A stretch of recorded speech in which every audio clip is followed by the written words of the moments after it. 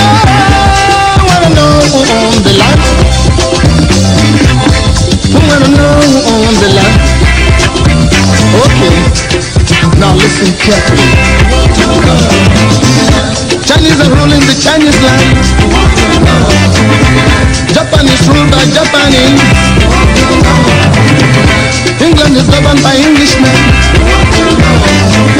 America is governed by Americans.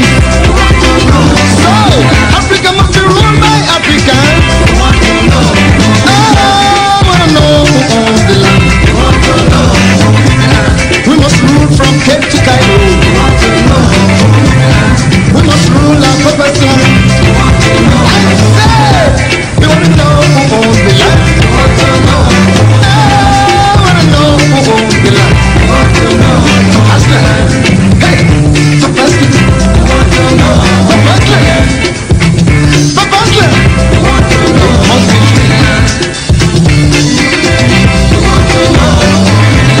Angola want to know who owns the land.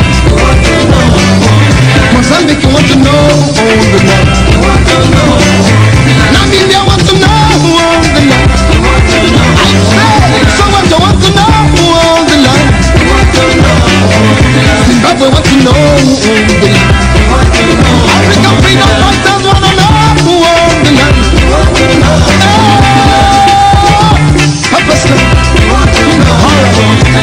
Now listen to the history. We've been here since creation. We've been here since creation. What a wonder. Since the time of sun and sand. Since the time of moon and stars. Since the time of air and sea. Since the time of men and things. We must rule from Cape to Cairo. I said we must rule our purpose land. Purpose land. Oh! Okay now I want to talk to my people.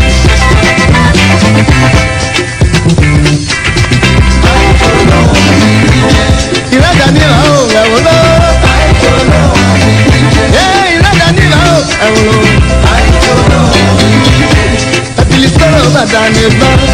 Now we are the crossroads. I'm not the more, don't be like.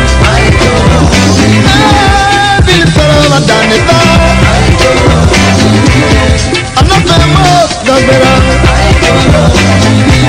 Opali mumenya zera baba. Opali mujasi nyalaka. Opali matizanya betonye.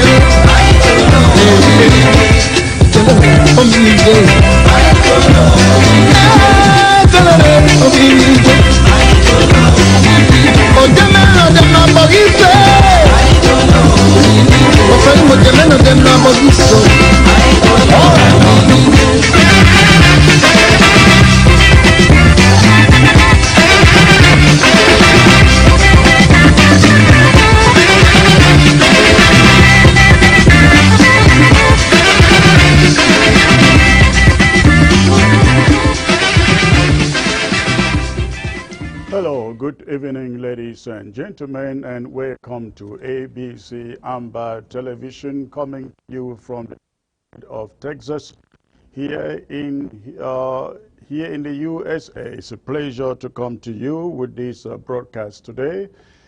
So much to talk about, so much going on the ground zero. I am talking about Ambazonia.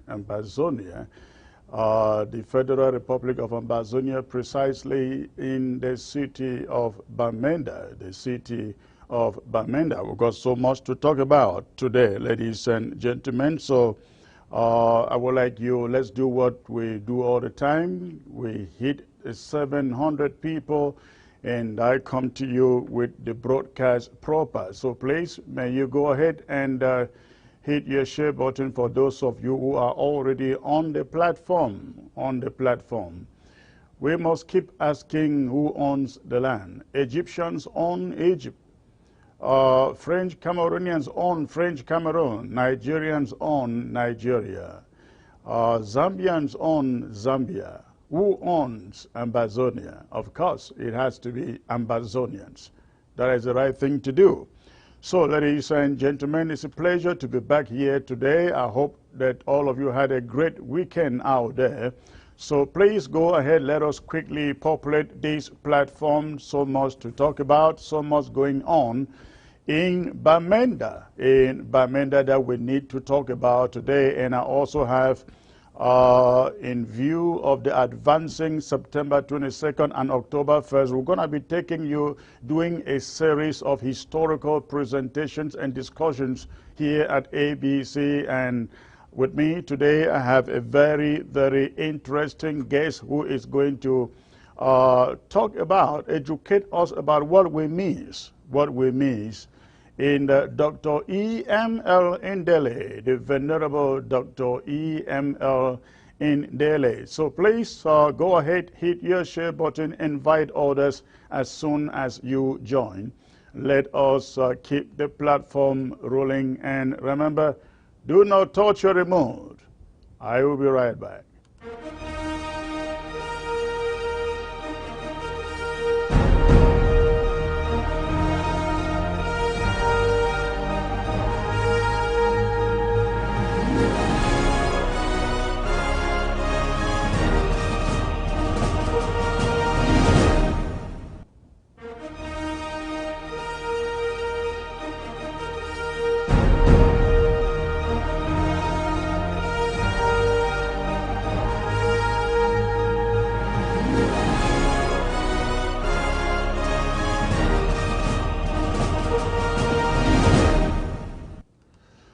Once more, thanks for tuning in, ladies and gentlemen, and welcome to all of you who are joining from Ground Zero, particularly in Bamenda, Mezam as a whole, a county that is being locked down, for the entire week indefinitely. We just learned of some of the colonial governor of that city taking some more drastic decisions today. I will be bringing them to you. They were just forwarded to me a few minutes before I came to you live. But we want everybody in Bamenda to know we are with you, we are on your side, we stand with you, and we are hoping that possibly in the days or the weeks to come, the entire Ambazonia may have to be shut down for Mezam and for Bamenda. So please go ahead and hit your share button quickly. Go ahead, hit your share button quickly before I start bringing you the reports as to what is happening in Bamenda today and what will happen in the course of the week. We have also learned of so many killings down in Malende. We have learned of also some massive arrests in Pendamboko, killings in Malende, arrests in the Pendamboko. We're going to be talking about that. Going to be bringing in Fombat, who is in London, who has been following up all of these to bring us updates on what is going on there. So, ladies and gentlemen, hit your share button as you join so I can bring you this information quickly. And I probably will be able to open the phone lines today to take your phone calls, but I also like to remind you about some also important updates about the struggle. And remember, Africa Town Hall is up and running, and every African needs to go there. It doesn't matter what country you are from. It is a pan-African platform for every African. We talk African issues, Ambazonian issues, whatever issues that concern Africa, we discuss them there. So please log in there, africatownhall.com, and sign up. So, ladies and gentlemen, I'm waiting on you to please hit your share button. I see the numbers are still very slow, not up to 300 yet. Go ahead, hit your share button as you join. This information we bring to you is critical, and we would want everybody to take the news and then turn around and spread it. So that is why it is very important if you join or when you join, hit your share button. When you join, hit your share button. Please go ahead. Let's do that quickly. Again, very, very important things to discuss. Actually, I may not have to wait until the 700. I may just have to go on and do this broadcast and get away from here. All right, so go ahead, ladies and gentlemen. Asong Abraham, the anchor man, is around. Thank you, sir. Egbe Sonny. I wish that all of Ambazonian should be shut down also. That may come up, Sonny. That is in the works, okay? That is in the works. I believe that in the coming weeks, if that decision in Bamenda is not reversed, all of Ambazonia will indeed be shut down. So if you are out there, you are in the southern zone, you better start preparing for this. You better start preparing for this. Freeman, boss. Okay, you are in the wrong platform, Mr. Freeman. You better move out of here before you are roasted. Okay, I see, is it Slim Glory, something like that. Okay, I see Fori Leslie, thank you. I see Russia Sachs. I see you say hello, Secretary Chris, you look good. Oh, thank you, thank you. I have to look good, right? But it's not my trip to Boyamone, as those guys out there just pull out your hair and go crazy. I got enough money to take care of myself and not have to depend on anybody's money. Okay? So let those criminals out there take note. Dinga, say look smart. Okay, Kumela, Maris, see you, Peter Junior Taco, says I am back. Okay. Sheriff, hi, Secretary Chris. Is it the sheriff that I know or another sheriff?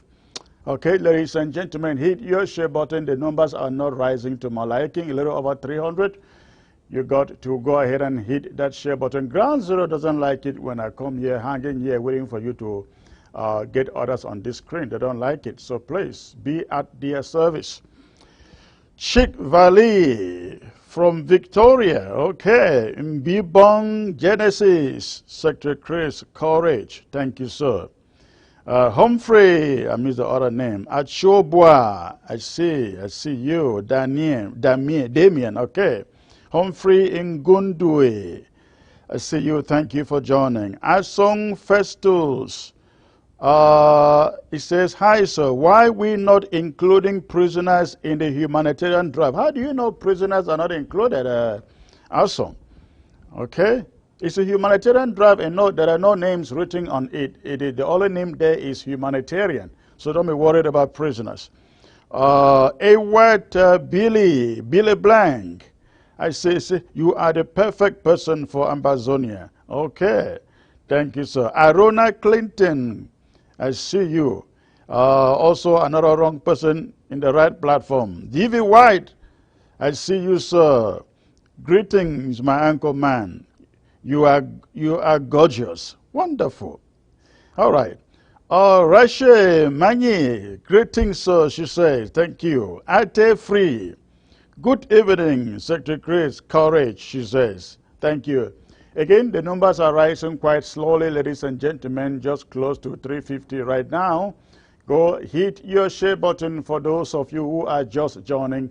Go ahead and hit your share button. We're going to be having a very, very exciting, but also very, very historical, educative presentation broadcast today. So let's get everyone joining the platform, please. Let's get everyone joining the platform as soon as possible.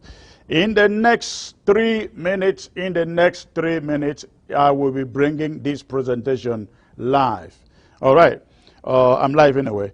Please, can you have somebody blocking black legs? This is from Rashe Mai. Rashe, I don't know. Somebody has to do that. Kemita Ashu, I see you. Chomba Gos. Chomba Ghost, okay, for justice, all right. Abraham Ngonga, watching live, God bless you. Arona Clinton, I think I read, it says, Chris Ano, explain yourself for all the allegation levy on you by who? Or by Eric. That's a non-entity. You don't expect me to sit here and talk about people who don't exist, my friend. Those are not people that, how often do you believe him? Do you believe him when he said Chris Anu was arrested in Dallas or in Texas? Do you believe him when he says Irene has called the FBI on Dr. Sacco? Do you believe him when he says John Fruso has reported Sacco to the Washington D.C. police? Did you believe him when he said Field Marshal was arrested in Chang? Why do you believe non-entities who never say one thing that is accurate? I hope you are not his supporter out there. Please hit your share button there. All right. So we don't respond to non-entities and make them relevant for nothing. Okay, Julius Ng says, hi, Secretary Chris. Mike, our one and only Secretary Chris. All right. Thank you all for all these compliments out here. Christian Kumbo, I see you. He says, no, absolutely no. You don't take anything from non-entities. Pius Inqueta, God bless you, sir, she says. And I see Tanya Galabe. Okay. Eno Benjamin, I see you. Noe Bong, he said that name should never be sounded here. You are very correct, because that name should not exist, because that person doesn't really exist. That person is going mental. All right, Jubilo Bilo, like the tie. Wow, somebody is looking, everybody, why are you all looking at me very detailedly today? There is nothing new here, ladies and gentlemen. Hit your share button, going to 500 now. Please, if you have just joined, go ahead and do that quickly. Let me see those of you who are here on the platform. Peter, Francis, Andre DiCarlo, I think I called your name before. I've mentioned you before. I see Fai Jibre, Chanji, thank you for joining. D. Lawrence, see you. Nkem Amin, watching, says from Lewo. Okay, that is Lebialem. All right, I hope you are watching from Lewo. All right, more Manu, Secretary Chris, let them keep talking. You keep moving forward. Absolutely, absolutely. Ladies and gentlemen, they will never drag us to their mud. All right,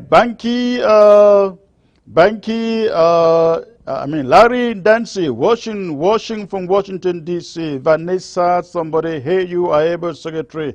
Thank you. Yande Melvin, you are handsome. You are so handsome, sir. Yande, you have to know, ugly people don't come on television, right? That's why some of those guys were on television. You don't see them anymore, because they realize how they look on television. All right. Janet Obi, watching. Elangwe Paco, wow. What does she say? Wow. Wow, you are looking good. All right. I see Noe Bong. I think I see you before. All right, ladies and gentlemen, thank you very much for those compliments. I appreciate it. Now, you guys know I'm just creating some humor out here. So please go ahead, hit your share button. Go ahead, hit your share button so I can come to you with this broadcast. Now, look at this. Look at this. When you see men like this, look at their faces, ladies and gentlemen. Are these people whose names we should be mentioning here on your favorite TV channel? Should we even be mentioning their names here? Look at people. They were celebrities. They were celebrities. They were patriots in this revolution yesterday, ladies and gentlemen. Look at them. Maybe somebody should be asking them why they are all weeping. They are all weeping. Somebody should take that question to them. All right, we don't need to be calling them here, and we never need to call them. They are irrelevant. They are not useful to this struggle. And so we don't even need to be calling their names here. Ladies and gentlemen, I will move on now. While you go ahead hitting your share button, let me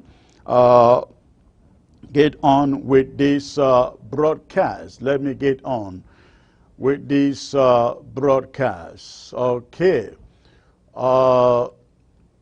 As you find on your screen, the title, Bamenda Grounded. Bamenda grounded, and the southern zone may follow. Bamenda grounded, and the southern zone may follow as the illegal governor expands or doubles down on movement restrictions in Bamenda. Now, this is the information that came to me today.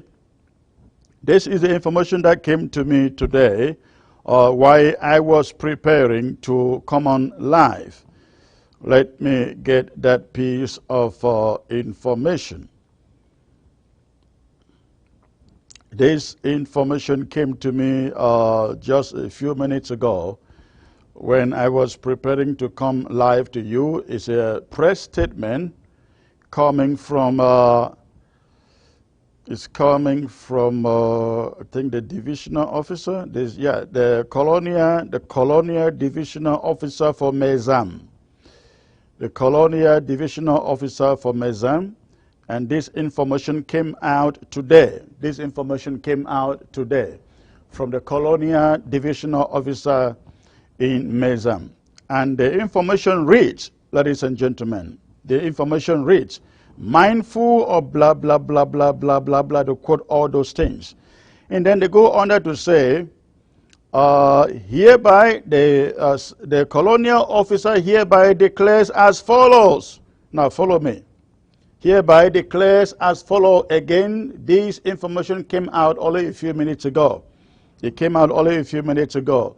And it states, the colonial divisional officer hereby orders as follows, that with effect from the date of signature, that is September the 14th, that is from today, with effect from today. Again, this is coming from the colonial divisional officer in Mezam.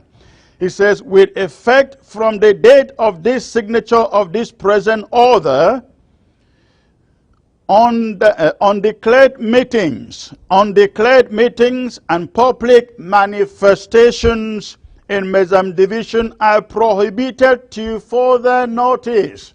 Again, this is breaking, ladies and gentlemen. They came up a few minutes ago before I came live to you. So, the colonial illegal divisional officer in Mezam, with effect from today, is prohibiting, he says, all meetings, all undeclared meetings, and all public manifestations in Mezam division. They are all prohibited, he says. Point number 2, article number 2, that any person or group of persons who violate the provision of the present order shall be punished in accordance with the rules and regulations in force. Anyone, any person or group of persons who meet in the public or have any undeclared meeting shall be punished. I am excited here, ladies and gentlemen, reading this thing. How easy will our lockdown look like? You cannot, because going to any office, trying to get to any office is a public gathering. It's a public gathering. And so the colonial illegal divisional officer is saying, you cannot even think of going to work. So the lockdown in Bamenda is being enforced. Thank you, senior divisional officer for Mezam, as I call you. Let me go on with that. Point number 3 says,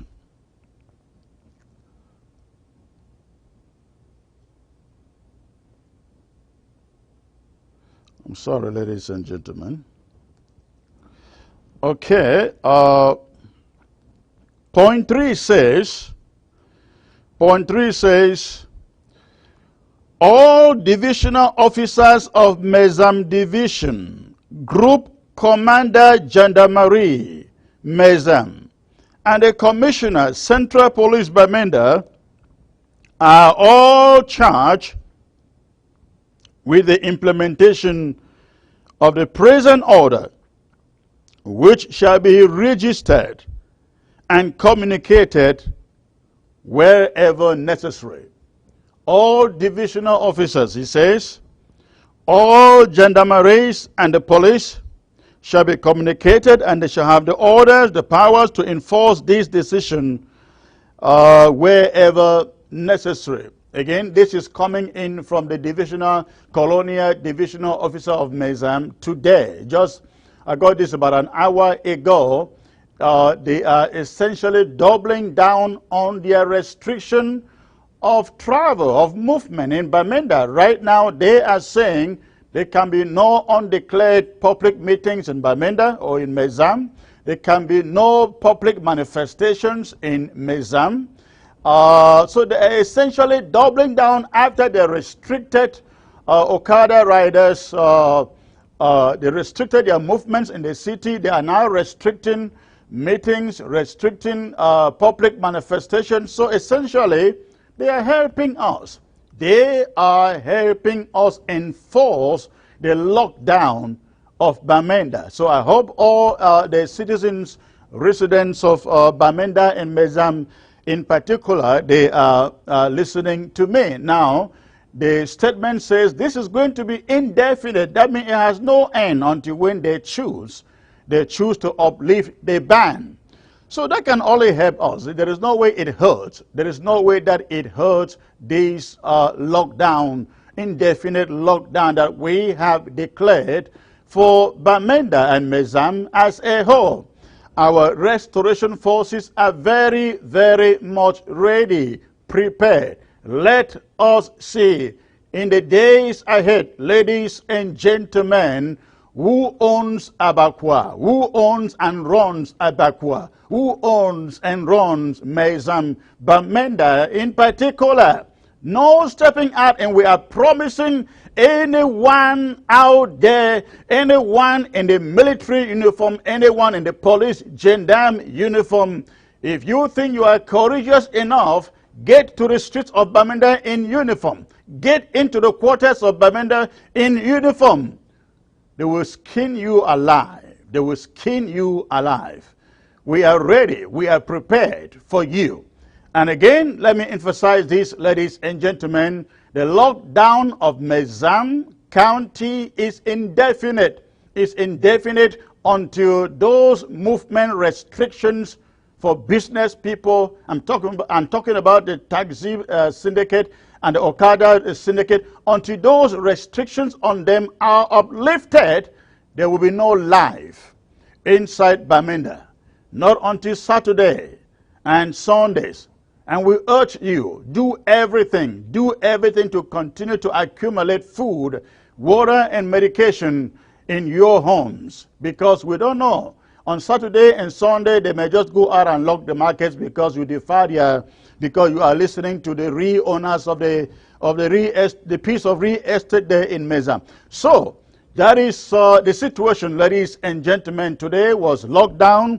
Let me put my correspondent in Bamenda on the phone, and let's get from him what is going on there today. What went on there today? Okay. Let me see.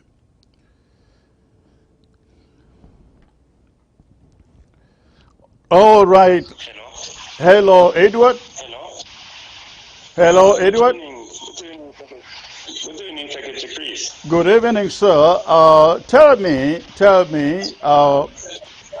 what is the situation in Bamenda now? Because I have just read a statement coming from the Colonial Divisional Officer banning any public meetings and public manifestations in all of Mezam. You got up today. There was ghost town and lockdown continues tomorrow. Paint us the picture of what you see and feel for Bamenda today, sir. Hello? Yes, I can hear you. Yes, places were very, very... There was no movement in Bamenda today as a whole. There was no movement in Bamenda today as a whole. Places were locked. Even the few bikes that used to circulate on Mondays, especially around Quen, the number that circulated today was very, very small, very, very limited. And they were doing that at the Quen area? On ghost town days, bikes used to circulate around Mobile Quen, transporting personnel from Mobile Quen to upstation, transporting personnel from Mobile Quen towards Mfoncha Junction. But today, I can assure you, very few of them. One could count them even. Okay. Now, have you people seen this statement coming from the colonial officer banning every public meeting and public manifestation? Yes, you should know the Minister of Territorial Administration in Yaoundé. They have banned public manifestation in the littoral regions and in the central regions. So we believe that it is the ban in these two regions that have been extended to the northern zone, especially in Mezam, because the political leader, the party leader of MRC, that is Professor Maurice Kamto, yes, is planning a public manifestation on the 22nd of September. Okay. Is planning a public manifestation on the 22nd of September. Because of that, French Cameroon government has banned any public manifestation. And Okay. so they are extending this ban now up to the northern zone. Okay, so essentially the ban is not coming about as a result of, as a double down on the restrictions in Bamenda. No, I believe it is as a result of the uprising, the public manifestation announced by Professor Maurice Kamto on the 22nd of September. How is the general atmosphere out there, reactions to the indefinite lockdown coming up, started today anyway? Yes, Secretary Chris, you know, most of the times I have always pleaded, we have pleaded to you that when information is like that, you should broadcast it in audio, because when you broadcast it in audio, people send it over WhatsApp and it goes faster. It goes to so many people. Okay. Because right now,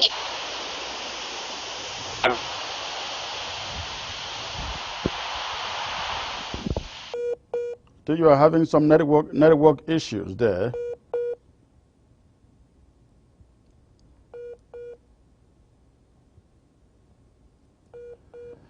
Okay, I think my contact there is having some network problems. Let's see if we can get him back. Let's see if we can get him back.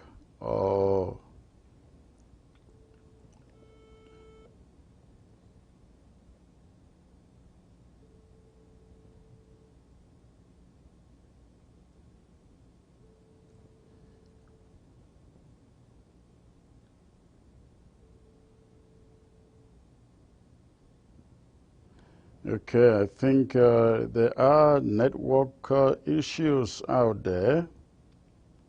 Let's get to another correspondent who is waiting to speak to me. Okay. Hello, Martin. Yes, sir. Good evening, sir. All right, good evening. Ladies and gentlemen, again, Martin is one of our correspondents in Bamenda. He is actually one of the Okada riders in Bamenda whose syndicate is going through these restrictions in Bamenda. So, Martin, tell us what is going on in Bamenda at the moment. You had lockdown, you had ghost town today, correct? Yes, sir. Very well, Mr. Chris. Okay, tell us, what are you Okada guys in Bamenda thinking and saying about the restrictions that the colonial administrators pass on you people? Are you people coming together to discuss what are you people saying? What are you planning? Yes.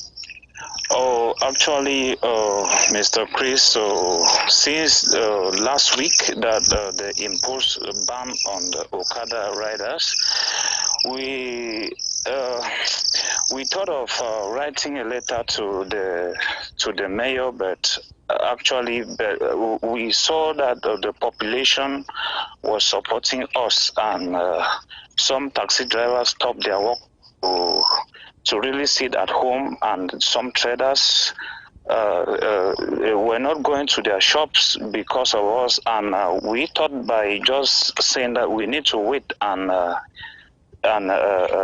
hear what they will say later. Now it's I think 2 weeks now. Am I right that the restrictions were passed and still you haven't heard anything? We haven't heard anything, sir. Now tell us precisely where you were restricted to enter in Bamenda. Yes, since the ban came, we saw that we were advised not to enter the urban road. That we just need to be walking inside quarters and the neighboring villages. We were not advised to walk in urban areas. So, and when the challenges we had was that even the neighboring quarters, the routes are not good for us to walk, and we decided just to stay at home. Now, the last time you guys protested, your motorbikes were confiscated, thousands of them abandoned there at the council, some at the Legion, they call it upstation. Then Yes, sir. you guys came together, held a number of meetings. Have you met? Has your syndicate met, the Okada syndicate met, since they passed these restrictions on you people? We haven't met yet, sir. And what we were planning to do was to write that letter, as I earlier said. We haven't met, and we were planning to meet, but since movement wasn't easy, you know, Bamenda is divided into three, Bamenda 2 and 3, and we all have executives controlling these sections. Okay. And actually, communication also wasn't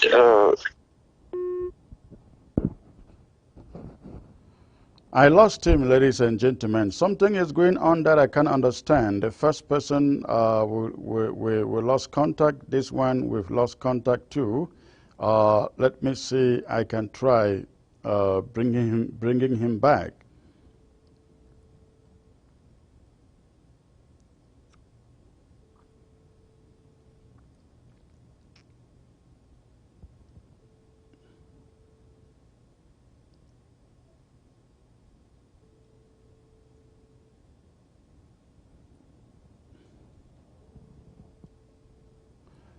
Apparently, I cannot get him. We will see if I can get him in the course of the broadcast. But let me get back to the other correspondent who was with me prior to him coming on board.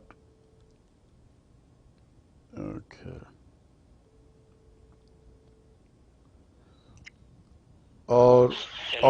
All right, sir. Sorry, I lost you. I was before I got back to you. I was speaking to one of the Okada drivers out there in Bamenda, and I was asking him whether they have met like they would do before when they have these collective restrictions on their trade. Do you know if the Okada riders and taxi syndicate are doing anything to put pressure on the regime to reverse the restrictions? Presently, till now, there is no agreement. The regime has not has not come out with any communique reversing the decisions, reversing the restrictions they took on motorbikes in the city of Bamenda.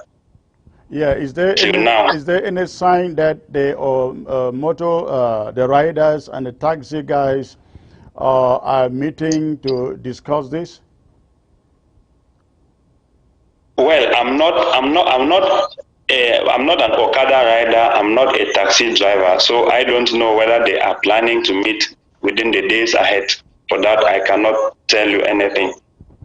All right. Well, anything else you wanted to add? Yes, Secretary Chris, we have always pleaded with you people that when the interim government comes out with a communique, especially about lockdown, yeah, you people should prepare another one in audio form. Because in audio form, people will send it to so many collaborators and it will go right to the hinterlands. Because now there is confusion in Bamenda whether places will be open tomorrow or not. I mean, this was broadcast again and again and again and again on the television, and the activists took it out there. It's out there in the social media, Facebook, WhatsApp. How can there be any confusion? Yes, Secretary Chris, that one is still not enough. That one is still enough. It's still not enough because not everybody has that opportunity to watch ABC. Okay. Not everybody has the opportunity to watch ABC. And you might believe Kemita Ashu as an activist is very popular, but so many people on Ground Zero have Android phones. They don't know how to log into the Facebook. They work mostly with WhatsApp and then general Facebook. They don't know how they could do to get Kemita Ashu or to get Obed Moses Obi to get information. That is why we have been pleading for a very long time that information like that should also be broadcasted in audio form so that we will send it to so many people as possible. Because right now, Mark Barata, you know, he used to be a popular activist. He used to be. Some people he is now a crying baby. Yes, but they have been causing a lot of confusion in the struggle, in the revolution. Mark Barata, Ayabacho, Capo Daniel, they have been coming up live shows and saying that no lockdown continues tomorrow. Only Monday lockdown, only Monday goes down should be respected. So please, remember last week, I called you to inform you that if you are not careful, Bamenda will be locked down. And you saw the saga that happened in Bamenda. Just because Capo Daniel came up and said, no bike circulating in town, no taxi should move. But it was regular ghost town, so you expected the place to be shut down. When they realized that nobody was going to listen to them, the next day they call it off. So, but I get your message. We will do more effort putting these things out there in audio format so it can spread wider. Thank you. Thank you so much, Secretary Chris. It was my pleasure talking about ABC. All right, thank you. You have a great day. Okay, let me see if I can get this. All right, ladies and gentlemen, as you find on your screen there, we are passing this message out there, to the southern zone. If need be, in a week's time, the southern zone would have to join in the lockdown. If need be, the southern zone would have to join the lockdown. I'll have to take this caller. He is calling from Ground Zero. Hello, sir. Hello, sir. Hello. You know you are live on ABC?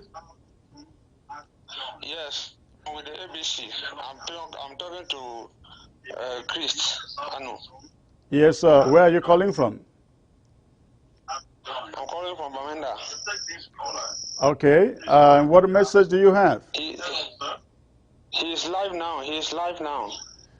Yes. What is your message? Turn down the volume of your set. The volume? The volume of your TV. Turn it down a bit. Okay, I should turn. Okay, sorry. Hello? Yes, I can hear you. So what message do you have for us? The message I have for you is that the Bamenda today was very fantastic, and Coca-Cola with our fighters, everything is fine. But I don't know of tomorrow and what can happen tomorrow and what is the next plan we are having. Okay, the only plan you have is to stay home and make sure you guys are protected, and you don't want to see anything in uniform, anything French, Cameroon, military, gendarme, police uniform. You find them, whatever you can do it. Okay, sir. I'm happy to hear from you because I'm watching you live. All right, thank you. Thanks for the call. All right, ladies and gentlemen, I can take calls now until I finish the presentation. So, as you find on your screen, ladies and gentlemen, the southern zone, we are asking you start preparing. If by the end of this week, the restrictions in Bamenda are not reversed, we may have to extend this lockdown, this indefinite lockdown, to all of Ambazonia. I think if Bamenda has to suffer for more than a week, we should all get into solidarity with them, shut down the economy of French Cameroon. That is what we have the power to do. Just staying at home, ladies and gentlemen, just staying at home, we are able to shut down the economy of French Cameroon. How many of you know that these two zones, Ambazonia, fit French Cameroon? They are fighting tooth and nail because they know when war leave, they will be gone. They will be done. They will essentially be done. I don't know what they're going to do to feed themselves. We shut down Kumba Boya Road once for 4 days, and the report said for 4 days, they were losing for a day that Kumba Boya Road was shut down, they were losing 400 million CFA a day. Their economy, their government was losing 400 million CFA a day. Now imagine it was shut down all of Ambazonia indefinitely. So if that has to be done, it has to be done.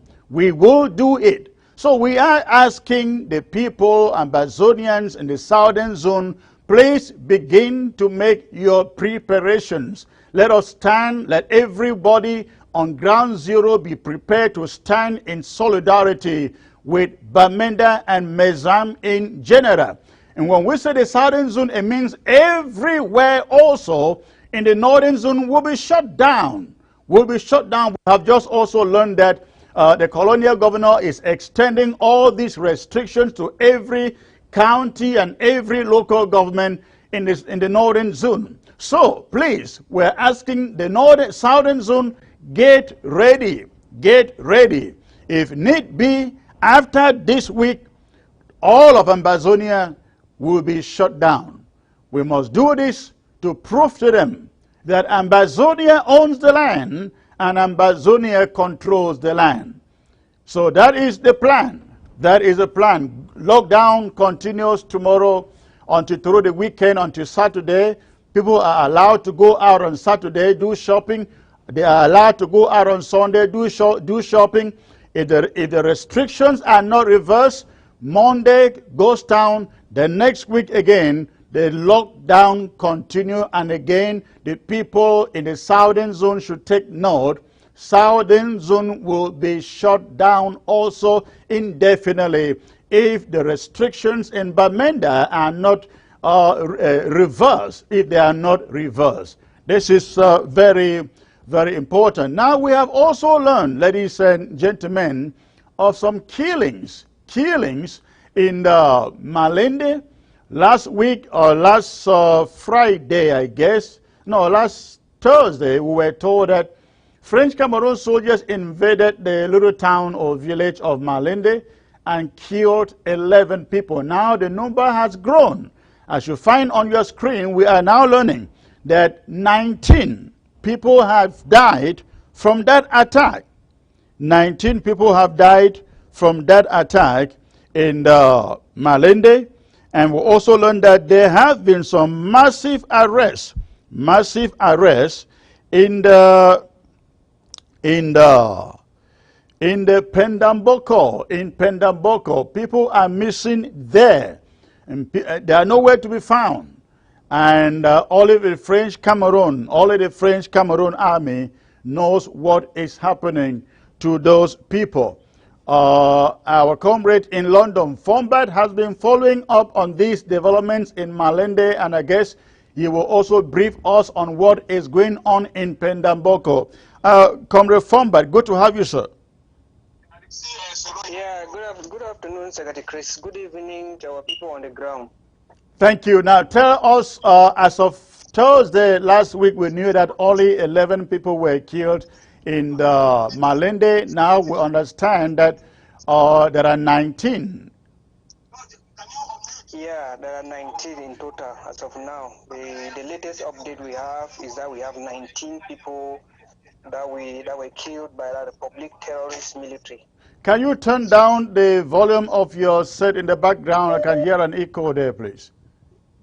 Yeah, can you hear me now? Yes, I can hear you. So you have found out now that instead of 11 people dead, we have 19 dead. Yeah, we have 19 deaths. And do we know whether these are just fighters or civilians included? Yeah, as of now, we have ascertained that civilians also included. Some of the boys that were at the river bank because they do this sand business. So yes. They were also included in the massacre. Okay. Yeah. Okay. Now, what have you found out?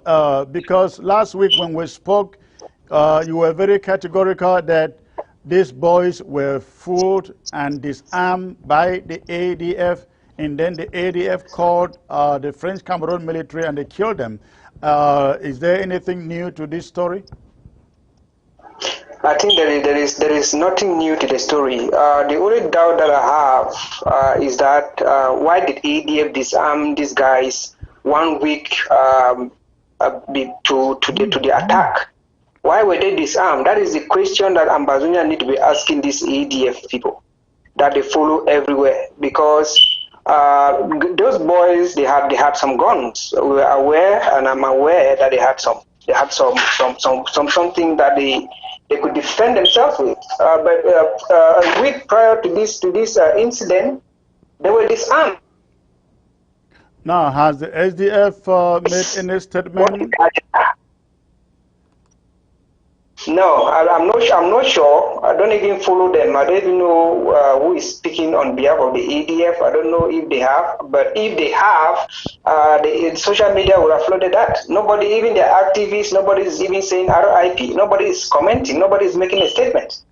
But it is very clear. It is very clear that these 19 killed belong to the ADF, and they had decammed from the restoration fighters. That's very true, yeah. Okay, ladies and gentlemen, the photos are they're not good for the eyes. I can always show you these. We have most of those images with us, but we cannot put them on the screen for the way they look. I just put this one. This is happening again in Malende.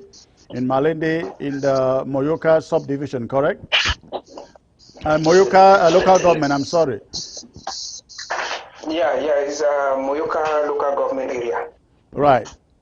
Now, what is going on in Pendamboko? We are hearing that about 40 or over 40 people were picked up there and nobody knows where they are. Yeah, the thing is, what La Republic is doing now, they move around and just arrest people. I think yesterday we had an incident in Mautu. I think yesterday, was that 2 days ago, where La Republic went there, arrested people young and old, and they left the women back. So they took all the men in 2 trucks. Their destination is still unknown to date.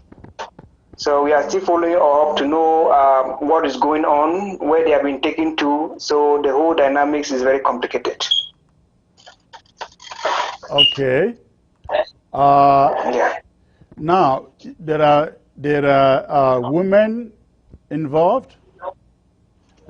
Yeah, the women that were involved, they were all arrested, but the women involved were left behind. So they took all the men, old and young, no matter the age. They took everyone, all the males were taken away. Okay. We are talking here of over 100 civilians. Over 100 civilians. Yes, that's correct. And none has returned. Nobody has returned. Nobody has returned. Now, Pendamboko is also in the Moyoka LG, am I correct? That's correct, yeah. Do we have restoration forces in that community? Secretary Chris, I will not be able to expand on that because of the complexity of that area. So, but we are aware that there's a lot of insecurity around Pernambuco, and La Republique is doing everything to rain havoc on the civilians in Pernambuco. You know, everywhere La Republique thinks that everyone is a victim, and everyone must be arrested, must be intimidated, must be brutalized. That is the situation. Okay.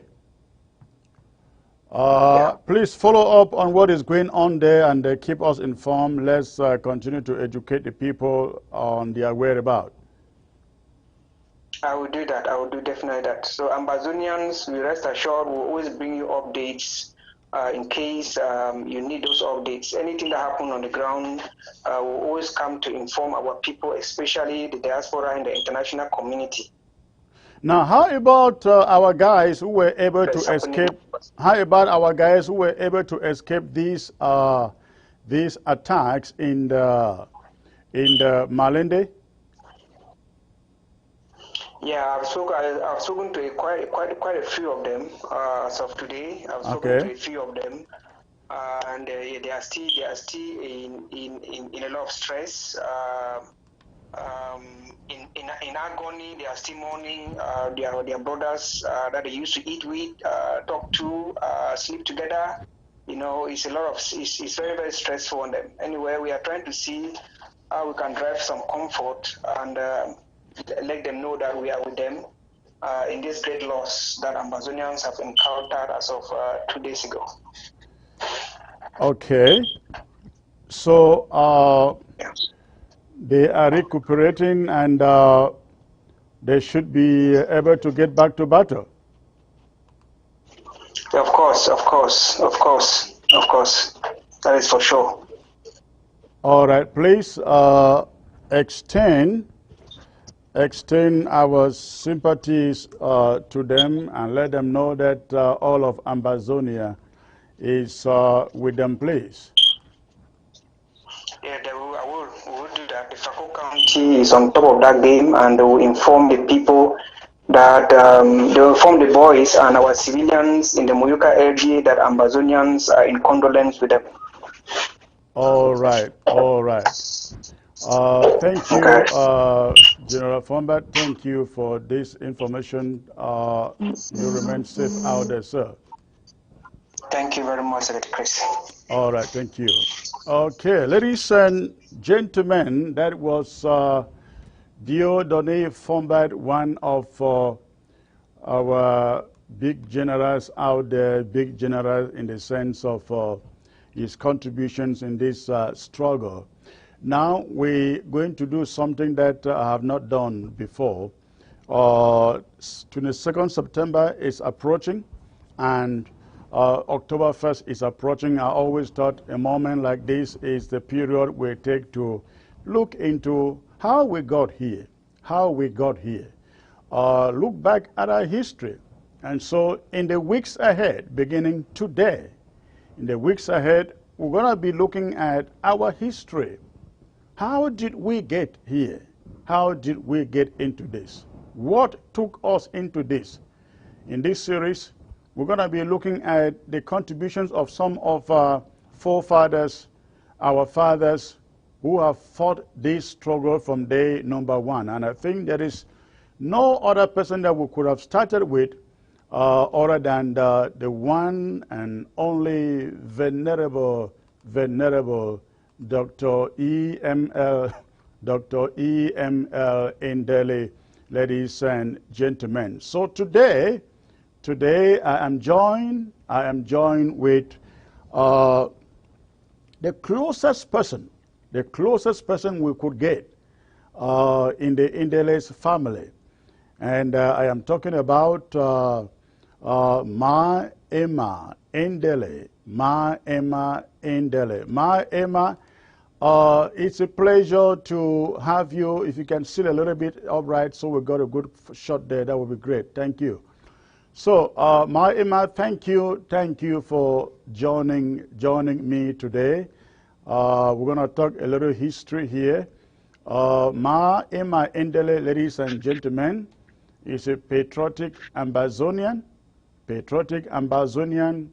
a journalist by profession, put in quite a number of years at CRTV Boya, left CRTV Boya, worked with NTA Nigeria, and that is Nigerian Television Authority, NTA Nigeria.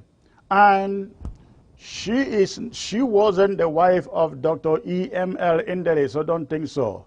She was married to the son of Dr. E.M.L. Endeley. My Endeley, if I'm wrong, correct me, please. First of all, thank you, Secretary Chris, for having me on today. Yeah, yes, you are right with the introductions. Just that I'm the only one available on this program, but Dr. Endeley has his children still around, very much around. His nephews and nieces, they're everywhere. You know, I just come usually to talk about my father-in-law because we all called him Papa or Eba Maya. He was a father to all of us, no matter whether you were his daughter-in-law or not. You were always treated like a child. Yes, I was married to one of his sons, one of the twins, who unfortunately passed away a while back. Now let's get back to some background history here. When did you get married into the Endeley's family? This was in 1975, but before then... That was a long time ago.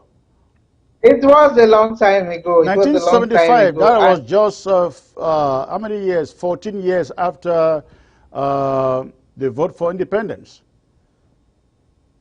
Yeah, that's why I said we did spend a few years with my father-in-law right there in Boya. You know, around the time of independence, of course, we were all young, so we did not know exactly what was happening. But later on, in conversations with him, we learned a few, and later on, much later on, I realized that our history has not been told the way it really happened. We've been kept in the dark. A lot of the history that I know of Africa, and Cameroon especially, has been learned out of the country while I'm out of the country. So tell us, you grew up knowing, essentially living with Dr. E.M.L. Endeley. Tell us the kind of person he was in temperament.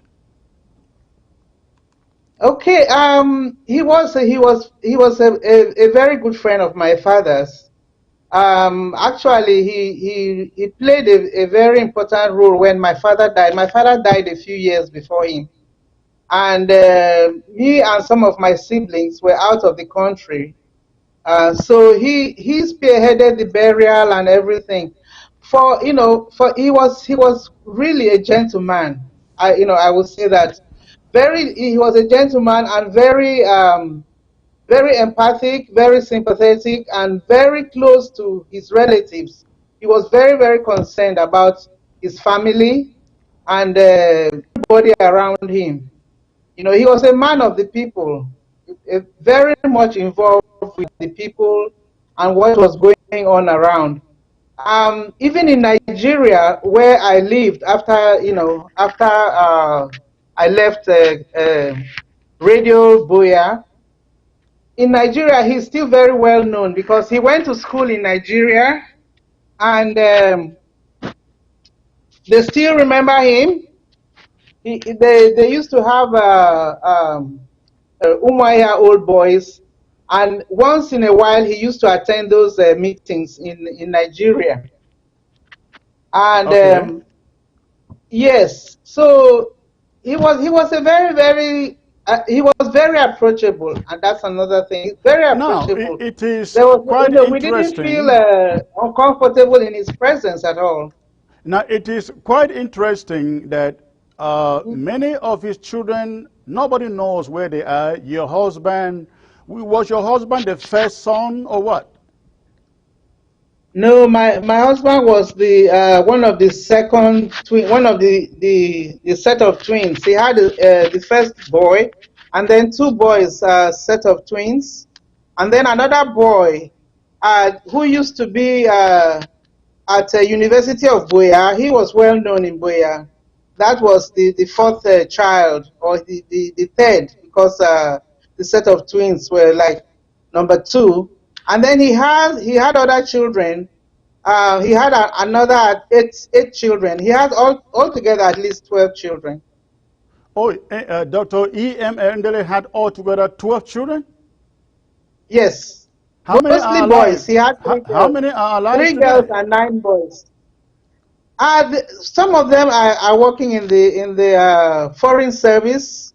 Some of them are here. Some are in Cameroon also. They are How still many, very much around. how many grandchildren? Oh my gosh, I can't count that. They are You good. need to get your camera stable. Yes, yes. I need to step up a bit to get something. In 1 second, I should be back. I need to get my Okay, charger please, because quickly, my quickly, camera. quickly do that, please. Yes. Yes.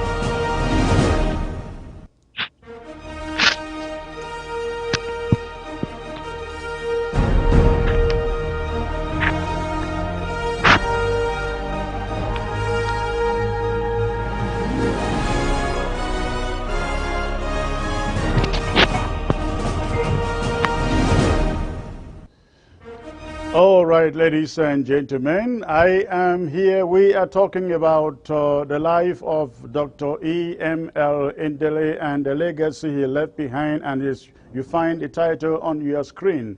The prophet who was never listened to. Many of us believe if our politicians then had listened to his counsel, perhaps we may not have been in the situation we find ourselves today, fighting for our lives.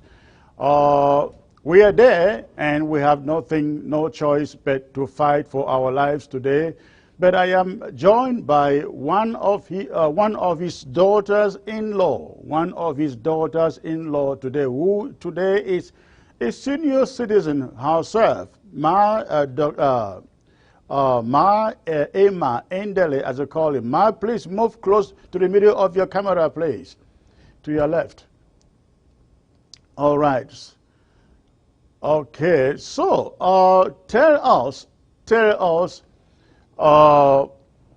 many people believe, with the benefit of the hindsight, that had those in his days listened to him, we may not be where we are today, struggling to survive and fighting against French Cameroon.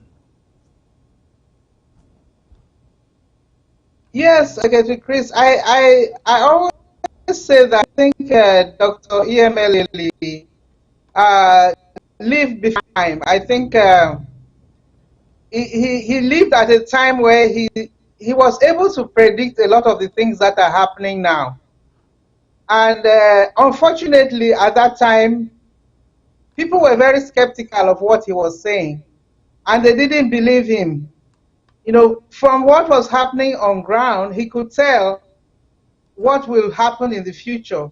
You know, for example, he saw the killings that went on of the Bamenda case, the brutal way they were being murdered, right? And you know, and how he welcomed them in southern Cameroon, and he said, he predicted that the people who are perpetrating this kind of actions are evil, and that we will never be safe in southern Cameroon.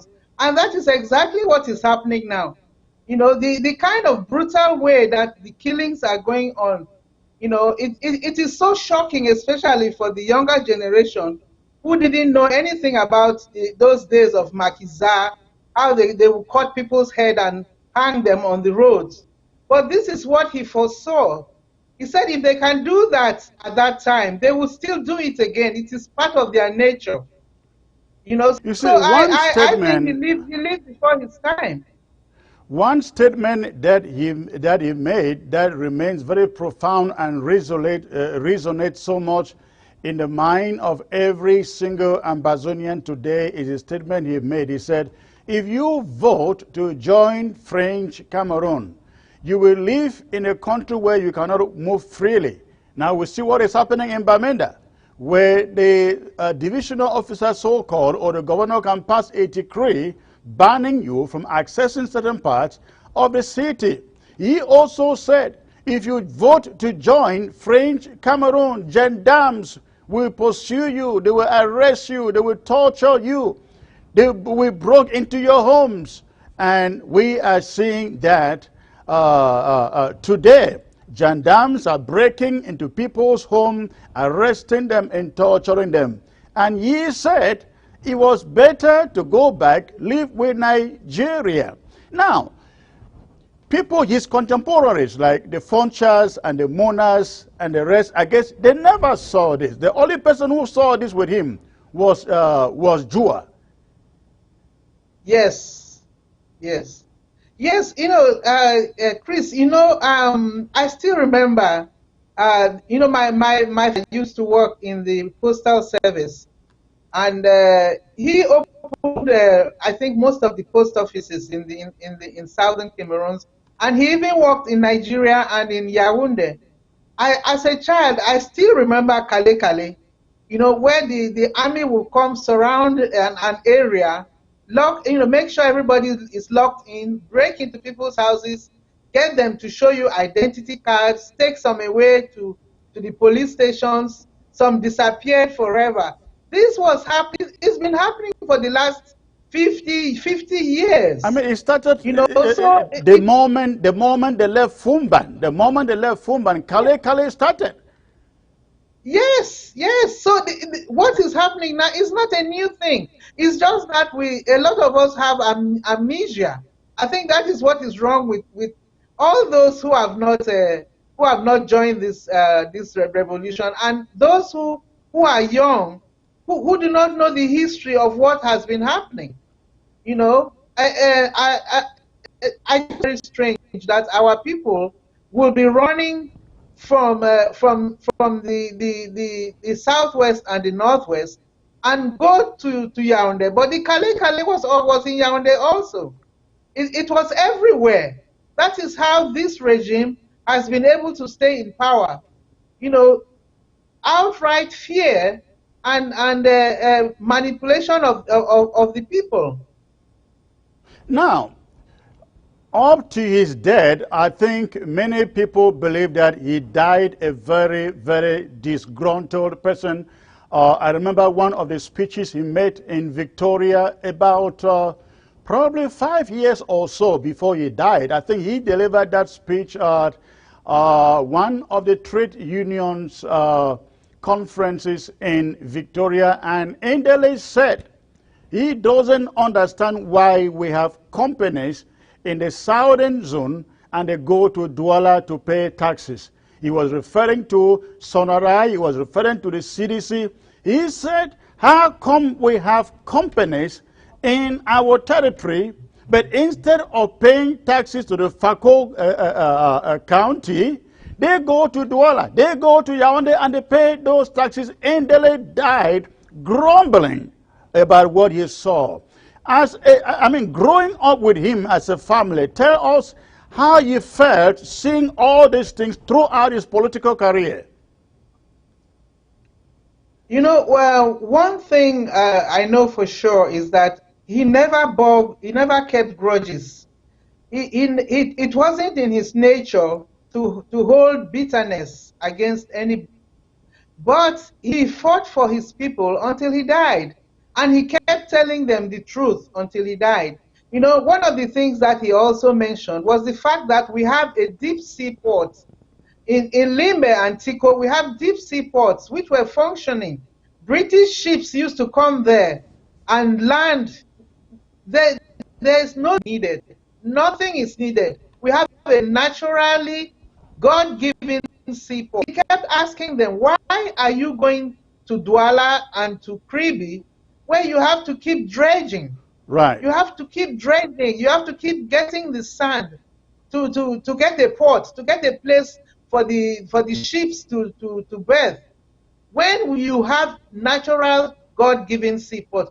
But you see, it was a calculated thing to kill the Northwest and the Southwest, to kill Southern Cameroons. It was a planned thing. So he was like a lone voice in the wilderness, still crying and trying to open our eyes until he died. Tell us, he died and a political vacuum was created right when he died. We used to have the Ebongalemes, which were quite a little bit vocal too. The Nwali Penjas were quite vocal too. But I would say since he's leaving the scene, you really don't have any politician in the southern zone who was as vociferous as Dr. EML Endeley. Why do you think that vacuum came and that vacuum stayed? Chris, you know, all I can say is that heroes, they are created, they are the way they are, you know, and it is very hard to fulfill, to fill somebody else's shoes. You know, for example, look at Mandela. Yeah. There is no that has come out after Mandela. You see, these are people who are made like that. God created them like that for a purpose, and they fulfill their purpose. It will be hard for somebody else to fill those shoes and do the same thing. You know, Molanjo Right. was a hero I forgot in his Molanjo. own. Yeah, he did a great job. Yeah, he continued his own fight. Yes. In his own way. Yeah, but as far as the political arena, you know, he wasn't. He was a different person from Dr. Endeley. You know, so I really cannot say why the vacuum was created. You see that even people like John Frundi, who came and shone, you know, like a bright star at that time, and then just fizzled out. You know, right now I don't think he's helping anybody. You know, so it's very hard. You know, God creates these people. They come, they shine. Even their own children in their shoes. You know, everybody has a different destiny. I think that was his destiny. Now, tell us, his brother, Dr. ESL Endeley, Justice ESL Endeley. Yes. Yes. People thought with the exiting of Dr. EML from the scene that Justice ESL Endeley will enter into his shoes, but he just never did. He was rather considered one of the cronies of the regime. I don't know if it's your family, but I'm sorry to call it that way, but that is the way people saw it.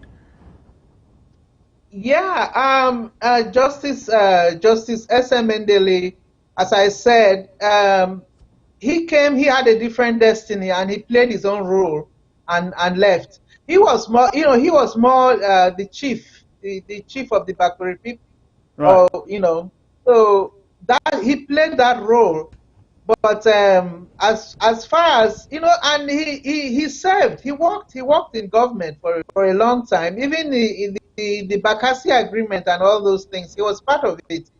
But as I said, his own role that he played was quite different from Dr. Endeley's role. No, Dr. Endeley was a full-time politician. He was a medical doctor, but became a full-time politician through union activities and so on, and cooperative activities. So he was always a politician working for his people, fighting for the people. And he was a larger figure because he was in international politics all the way from Nigeria. But he was never as vociferous and as nationalistic as Dr. EML Endeley, though. I mean, when I talk in terms of fighting for institutions, especially Sonora, CDC, and all those things, as Endeley would do, the senior would do, he was never one of those. We never heard him go out and say, hey, why is this happening to our people, to my people? And especially look at the judicial system that he served as a justice. They just keep on degrading the system in the presence of Anglo-Saxons, pioneers like him. Yes, there's no question that the legal department, the justice departments in that country, in Cameroon and southern Cameroon, has really suffered. It's one of those that started this, finally stood up and started this revolution. But as I said, he was more involved in the legal areas, in the legalistic areas of the country, and of course he worked with the regime. But I know that he was not happy with a lot of the things that were going on, and he could only do so much. But he was not a politician. Whatever he was legally constrained to work with as a legal person. Okay, people like Goji Dinka, you see how far they went, and how much he suffered, lockups and all those. Right. People have different ways of handling issues, and I think Justice Endeley stayed within the legal. He worked within the legal system. And if he protested or said anything, it was still within the system. He was never out to challenge the system openly or anything like that. Now, I'm sure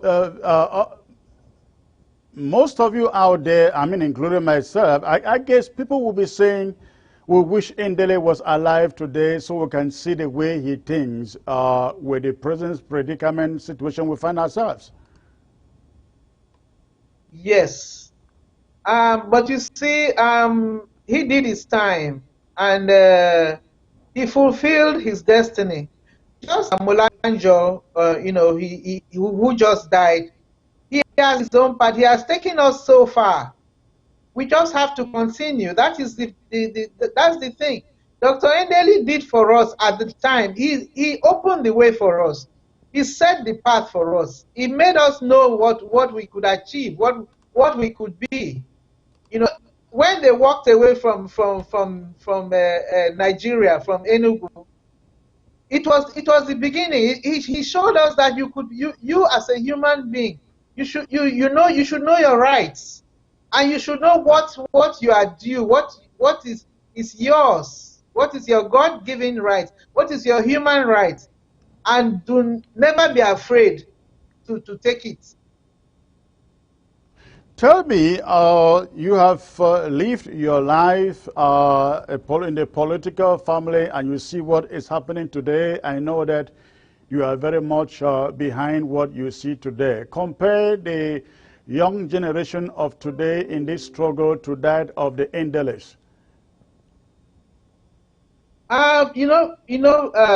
Chris, when I got married to Endeley family, I knew getting married in that family. But there was one thing I requested my husband was that he should never politics. At that time, what I knew of politics was that politics was dirty and it made people do things that they normally would not do, and it broke this. Let me give you an example. Even here in California, the former governor was a Republican, but his wife was a Kennedy, a staunch Democrat. Yeah, that's Arnold Schwarzenegger. Yes, Schwarzenegger. I always stayed away from politics, and I really begged my husband to stay away from politics, which he did. Which he did. But why I got into this struggle, this Ambazonia struggle, was the killings. Yeah. I am a mother. I carry a child. I carried children for 9 months, and Right. I gave birth in pain. I share the pain of all those mothers who are losing their children every day. That was why and it's just been 2 years or so since I joined this struggle. But I could not sit behind once I knew what was going on, because I did not know much of the history at all. I learned the history much later, just a few years ago. But I joined this because this is more than politics. What is happening to us in Southern Cameroon is more than politics. It is life and death. That is Right. what is happening. Right. And has it ever occurred to you in the course of this that, wow, this is what Dr. E.M. Endeley was talking about? We are now seeing it. Every day, all my all my children, every day his picture comes up in WhatsApp or the news. I call them. I say, "Come and see your grandfather. This is why we are all in this. Your grandfather told us this." It's a daily thing. You sleep. You are thinking of Ambazonia. You wake up. You are thinking of you go out. You want to contact your family. Everything. It is so. It takes over your life. And I don't see. I cannot imagine the kind of people who are really controlling this thing, that they don't have an ounce of empathy. They don't have any feelings for the mothers who have these children who are being killed like dogs, like flies. I just can't imagine such evil. What is wrong with sitting at a table and discussing this thing? Now, growing up to read what their grandfather said and did, and seeing what is taking place today, what are his children and grandchildren? What are they? What are they saying? What do they say to you? What can they say? Like everybody else, the regime has put absolute fear in everybody. They find out your relatives, they take your relatives to jail, they find your relatives, they pick them up for no reason. There's nothing you can do. You can't even get a lawyer. If our leaders were taken all the way from Nigeria, taken to Kondengi, tried in a kangaroo court and given life sentences for what? Because they had the audacity to ask for what is theirs. What do you want the children and the grandchildren to do? Their hands are tied. Yeah. They can't even speak because they know they are in the prime light. You know, with that name, you can't even talk much. I just cannot help myself. You know, and I am not a child, but I'm a mother of his grandchildren. You know, and I don't want anybody killed. I don't want children to die. Now, Children cannot go to school. you worked in CRTV at a time when all these institutions that we are crying in Ambazonia were being eroded. I'm talking about our legal system, our educational system, the cultural system, everything, including the marginalization. Tell us how it was like to work in CRTV. You know, Chris, it is now that I look back that I understand a lot of things. At that age when I was working there, I was just following the system. But one thing I remember, working in radio, it was really it was just about the time that it was being changed Right, to right. It started TV. with just radio. And yes, and what I remember was that you get advanced sold, which is advanced salary. I worked there for 3 years. I remained on advanced salary until I moved over to Nigeria. I don't know any other country that starts paying you a bit of your salary when you start working for years. Then before you get regular, and you had to go all the way to Yaoundé to follow your papers. You know, that was so much torture, so much brutality. You had to bribe every desk you go. You have to bribe just to get your papers, your own papers, just to get to be paid your salary, what you worked for. You know, that is what things even. You know, another thing that really shocked me, and this is what convinced me that the French system, they are very, very bad administrators. French people are very bad administrators. They don't know anything about administration. Another thing was the pension scheme. My father worked for the government all his life. He retired as a postal director.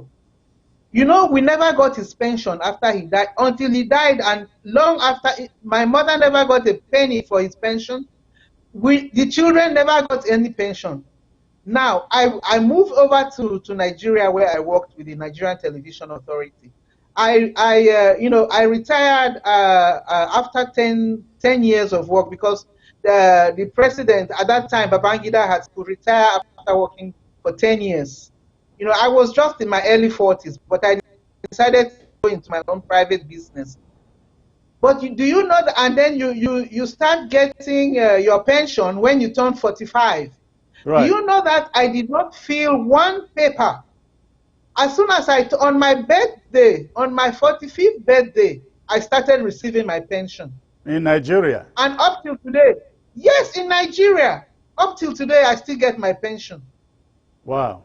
Now I never filled another paper. I never chased anybody. Everything just fell into place. I said, "Oh my God!" And that was a military rule. That was I mean a military rule. Yes, right. This is just next door. This is not just next door. Now tell me one thing that Ambazonian, Southern Cameroonians, journalists in CRTV or radio in those days cried against a lot was a treatment that they encountered in the newsroom. Francophone journalists were treated a little with privilege than with Southern Cameroon's journalists. And you could feel their frustration whenever there was Cameroon Report in those days. And some of those programs, Longchamp Dead, and so, I mean, those real old days, you could hear their frustration. Was it the same when you joined radio in Boya? I mean, in your days, who were you with in Boya? You were with, name them, let me see. The managers at the time when I was there was Paul Corden and then Asonglefak Nkemleke. Sulfan And Chemical. as Yeah, I that's said, one of the veterans. yes, yes, and John Dane was the one in the Yeah, newsroom. John Dane, You know, right. things were just changing a little bit. And of course, my sister and friend Mary Camera was there. Mary You know, things Kamara, were this is just another changing. veteran. So yes, the French influence had not reached us at that time. But until I left, we still But you had had more. to, but you had to say so much what they wanted you to say, correct? Slowly, they were just starting. Yes, they were just starting. Then I'm sure it got worse Yeah. after that. You know, they were just starting because we had a lot of autonomy and control over programming in Radio Buya Because I know when I people was like there. Asunglefa and Kemleko had to go through a lot of persecution to be what they turned out to be in that radio. Yes, but I think it was much later. I think it was much later Okay. after I left. Yes. I know that right now it's a zoo. You cannot say one sentence without going through control, without getting all the way to the Minister of Information, giving you vetting your script and whatever you say. It must be horrible working under those circumstances. And I know I would not have survived there. Right. Well, before you go, tell us. We know that right now in Boya there is this land issue where the chiefs are selling, not really selling, but yeah, they're actually selling, giving out Bakwere land essentially to these francophones. Almost all the land in Bakwere land is now owned by francophones, as we learn. All these divisional officers who are French speaking, the governor, I learned he has quite a lot of land in Victoria, in Boya, in Tico, all over the place. I mean, what do you think AML Endeley will say when he sees his people selling their land to people who are enslaving them? Oh, he would have fought. He would have fought with everything that he's got. You know, the Bakori land situation is very, very, very, very, and it is very peculiar because I just started within the.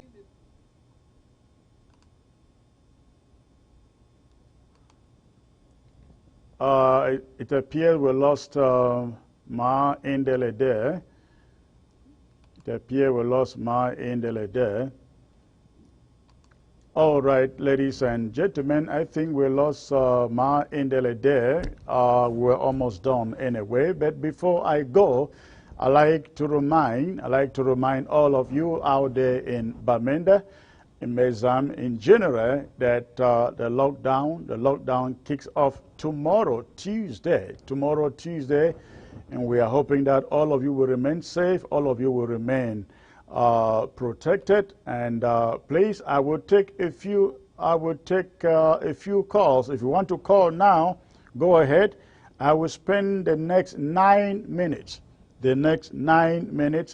to accept any phone calls from you. Anywhere, diaspora or ground zero, go ahead and call. If you have the number out there with you. Okay, I think I got the first caller here. Let me see. From ground zero. All right, hello. Hello, sir. Hello. Yes, good evening, sir. Good evening, sir. May I know where you're calling from, please? I'm calling from the Northern Zone. Okay, thank you In for... Bamenda. All right, thanks for calling. What is your contribution? My contribution is that I just have some information to give you what French Cameroon military are doing in Bamenda at the moment. All right, what is going on? French Cameroon military are on all the junctions in Bamenda, even in quarters they are there. But I want to tell them that we, the patriotic ambassadors, know where they are hiding. We even know where you sleep in your house. You want to get up in the morning, you will see a military man coming down from your mango trees. all the story buildings in all the very quarters, we know where they are hiding. So, all I want to say that the people should be very vigilant because one can get up in the morning around 5 o'clock and they can kill you. So people should not leave their houses early in the morning. That is very, very vital information you are giving here. So please, if you are in Bamenda, don't rush to get out of your house in the morning because these guys are hiding on top of story buildings, hiding on top of trees. Do not be in a rush to get out of your house in the morning. In the morning, those guys. Now, are they wearing uniforms? Are they in uniforms? Yes, they are in our uniforms.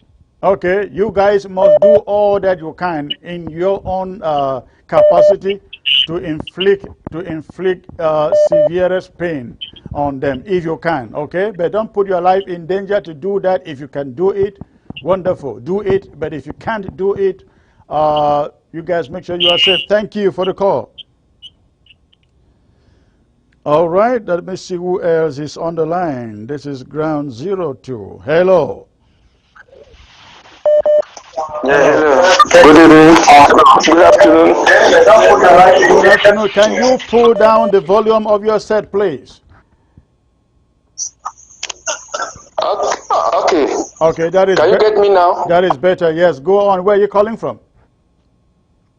I'm calling from the northern zone, Bamenda. Okay, what is going on there, sir? Well, today the ghost town was so effectively, but what the first correspondent just told you is true. Okay. I left my quarter. Around. I left my quarter this morning. Went up to just to get a stroll, just inside the quarter. Yeah. By coming down to my house, I saw military guys put on uniform. They were entering the quarters. Okay. And then they were trying to see, they were searching from door to door. Okay. And which quarter was this? This is my top 4. Top 4, okay. Around Brazil. Now, somebody wrote to me stating that about 222 military trucks entered Bamenda yesterday. What did you hear about that? Yes, it is true.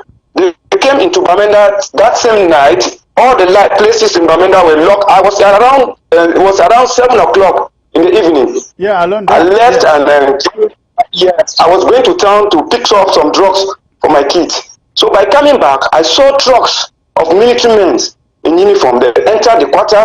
They entered the town. Some were going towards Charcoal. Some were going towards my 90, okay. And even the other quarters. They were distributed inside those quarters, and on Sunday morning, people left and went to church.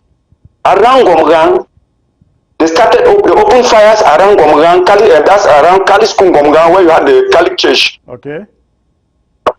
Yes, that's where they knocked down, they shot one person beside the house, and then people were in the church, they had to sleep down. So that was the situation that happened in Bamenda that same Sunday. Uh-huh. Mm-hmm. Were people able to go out that Sunday to do some shopping? Yeah, people were able to do some shopping that Sunday. People were able to do some shopping that Sunday. All right. You guys remain safe out there, and let me know what is going on there, okay? Thanks for the call. Okay. All right. Mr. Chris. Yes. Mr. Chris. Yes, sir. There's one thing I want to tell you. Okay. I just left Limbo. I just left Victoria. Okay. Just 2 days. Yes, I'm from Norwest, but I was delivered in Victoria long ago. So Okay. I was in Victoria. They say there's no ghost town in Limbe. Let me tell you, I've moved around Limbe. Just for the few days I was in Limbe. There is ghost town in Limbe, right? Even downtown in Limbe. Okay. But one thing that baffles Limbe and Mutengene is that I see people still buying brasseries in Limbe and Victoria, and their cars, brasserie vehicles still go out through the street, come and stand, and people still load crates, stand crates on the street and buy brasseries drink right up to Boya. It baffles me. Mm-hmm. So there is so ghost town goes on there, but there is no injunction on brasseries drinks. Yeah, that's the problem. That's my only problem that I notice in Victoria and Mutengene. That's my Okay. only problem I notice in those towns. And then that's what you have to reinforce. Because even in Victoria, around the checkpoint, down to the town, the only thing that moves is bikes. But you hardly see shops open. Even the government offices, you hardly Shut see them down. open. Right down to Down Beach, where I used to move straight and go and meet. Down Beach is also locked. You don't go there and see people selling fish or anything. Okay. All right. Thank Yes. you. Thank So you thank you for that information. Fako County will. I hope they are listening to you. Thank you for the call. yes. All Okay, right. thank you very much, Mr. Chris. Thank you. All right. Let me see who else is calling.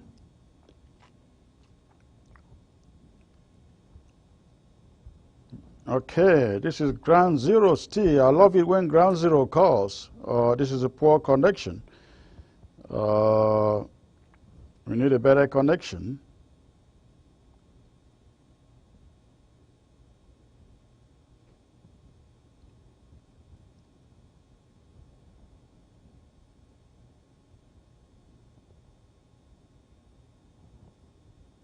I got this message from this person. It says, when it comes to our history, pre-plebiscite, Chris, you should be careful about facts. Jua was never an advocate for union with Nigeria like Endeley. But at least, but Jua, was it not Jua who supported Endeley in Kambe, who actually essentially made Kambe then to vote for Endeley? Let me get this caller, please. Hello. Hello. Hello. Hello. Can you speak a little louder, please? I'm getting you, please. Okay. Where are you calling from, sir? I'm calling from Bamenda. Okay. And what message do you have for us today? There's this disturbances of this audio information that we are getting, so I don't know what is wrong about the lockdown. You are getting audio from who? Saying that what? Hello? Yes, you are getting Yeah, audio from they're who and also saying saying that that it's what? lockdown, that as from tomorrow we have our daily activities as from tomorrow, so I don't know, we are confused.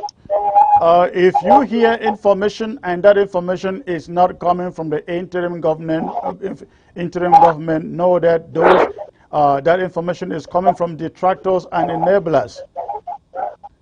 Because Yeah, that's what I want to really know, because you heard the interim government announce last week that people should prepare for lockdown, and they actually gave people time to do so. I came up last week, I still announced it. So anybody, unless we come back out and withdraw it, any other information should be null and void. There should be no confusion. thank you. Yes. All right. Thank you. Okay. Okay, thank you. All right. Okay, let me see who this is. This is a bad connection here, Steve from Ground Zero. All right, go ahead, place your call, please. Go ahead, place your call. Hello, sir. Hello. Hello. Hello, good evening, sir. May I know where you're calling from, please? I'm calling from Victoria, Sir Chris. Okay, thank you. How was Victoria today? Did they observe Ghost Town? Yes, sir. Good, good. But you guys, Ghost town here. I'm sorry? There's ghost town. There's ghost town here, but only the bike riders, some stubborn bike riders are raiding the street with their motorbikes. Okay, So and we you need the guys, restoration. and you guys are still drinking Brazzari's products there in Victoria. There are people selling it, but I'm not drinking Brazzers, please. What do you drink? I drink, but Guinness product. All right, they say Guinness is good for you, so that may be true for many people now. Uh, Ghost Town is okay, but bike riders, you still see them plying the street. Yes, some of them. Okay. All right. So what Yes. else do you want to tell us? So I want the restoration forces to know about that. And Okay. when the restoration forces come here in Limbe, I'm sure even those the military people that are parading the street here in Victoria, especially in my town, Yeah. I know they will get them because they don't even have anything with them. The only thing they know is to break vehicles, collect money. And when the restoration forces came, and I know they will deal with them very well. Okay. All right. Again, I hope FACO people, FACO LGA and FACO County people are listening to you and you do what they can do. Thank you for the call. Thank you, sir. All right. Okay, let me see. Who is this? Hello, sir. Okay, all right. Again, I hope Please, can you turn down the volume of your television and focus on the phone? Hello. Yes, hello. Hello. Hello. See, am I direct in ABC? You are live on ABC. Where are you calling from, sir? I'm calling from the Republic of Guinea Equatorial. Guinea Equatoria. Wonderful. What is the channel? ABC's channel there?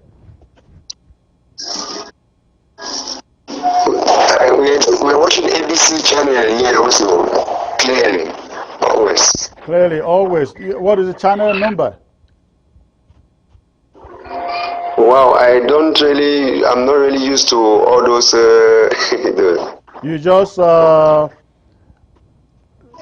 through the channels and pick your own. Yes, I just go through the channel and I pick it on. We are having it here always, always. When you are always online, we are on live, we are always connected.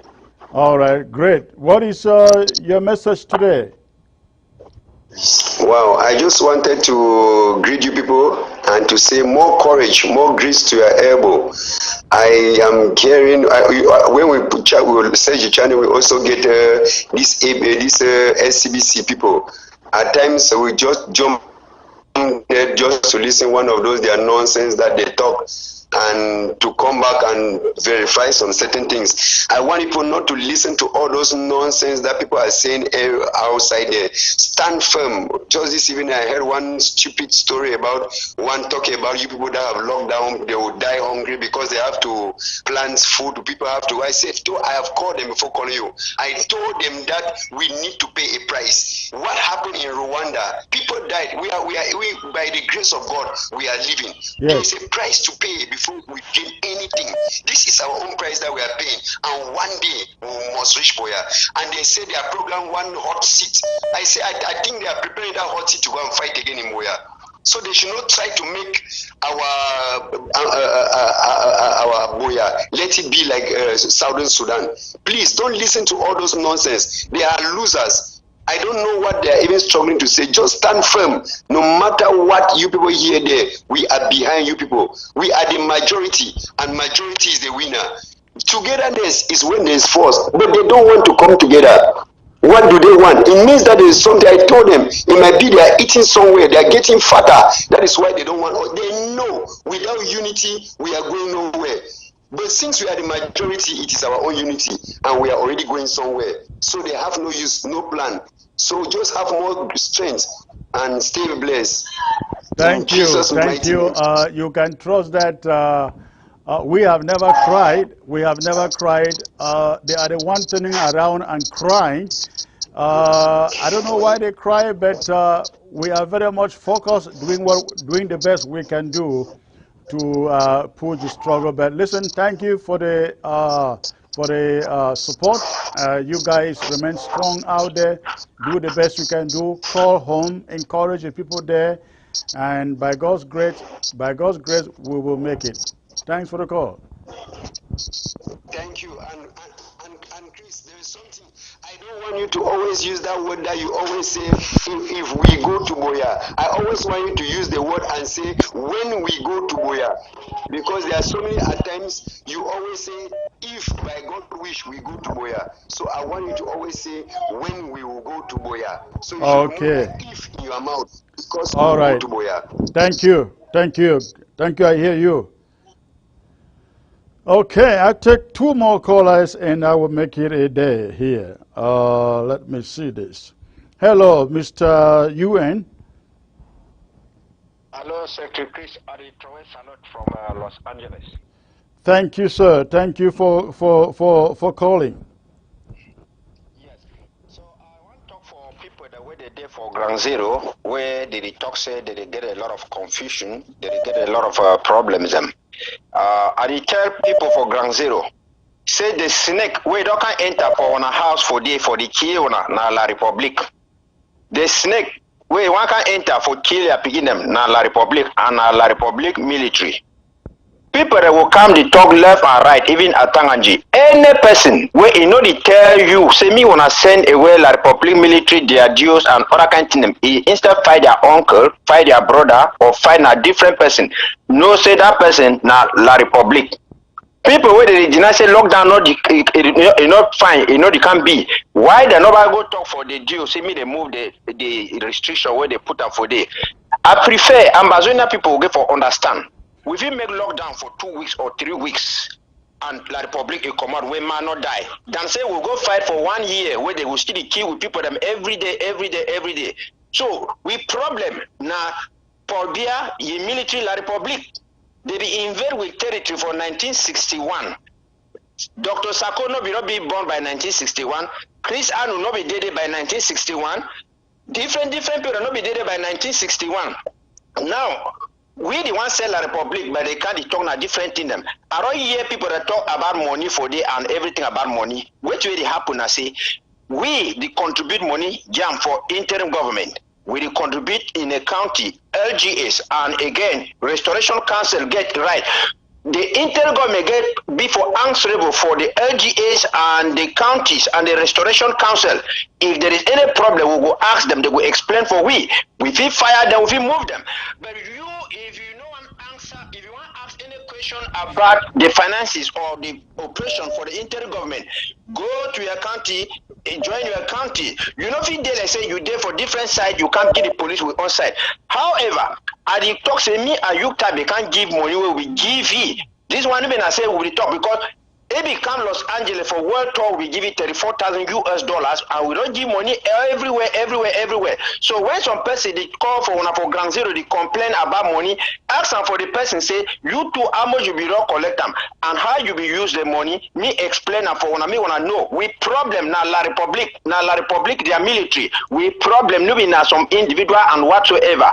And why that we get for fight together and everything will be fine. I want to guarantee Amazonian people. I don't hear some people they go to fake something. They can't talk say, oh, they say they're not going to give $2 million for Dr. Sako so. Okay, now that thing is fake information. But even if it be not true, it therefore me say they not go give money for person where they not recognize it. Now why that we talk say the interim government by Dr. Sako it be fine.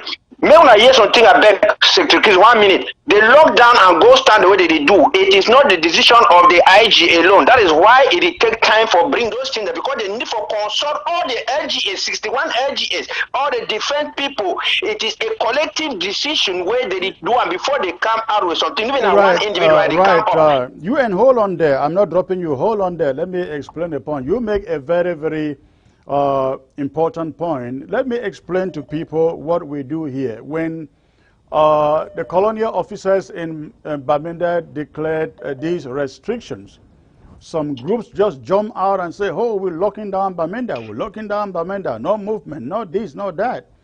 Now, some people were calling and saying, hey, what is the IG doing? Is the IG should just join them. Listen, ladies and gentlemen out there, everything involves logistics. We will not just jump out and say, oh, lockdown, lockdown, lockdown, without figuring out how the boys who are going to enforce this are going to get the equipment to do it. We've got to make sure they have enough equipment in their hands. We have to consult with them and find out what they get, find out organization, and make sure that what they need is in their hands. Also, what about the civilian population? The civilians, if you are calling for a long-term lockdown, people have to prepare their homes. There are some who are sick who need to buy medication. There are some who don't have food. They may have to go to the farms or go to the market to buy foodstuff, come and stock at home. That is why we're not jumping to join order just because it sounds good to declare a lockdown. No, we look into all these factors, all the logistics concerned before we come out to announce a lockdown. Many people do not understand this. We don't just walk up and act like that. Those are one figurehead leadership. Somebody who doesn't need to consult anybody to make decisions. That's what they do. But people who are responsible, who have to consult people for decisions, they have to do it and make sure that everything, every logistic is put in place before an announcement is taken outside. And that is exactly what we did. And that's why today I am announcing to those in the southern zone, be ready.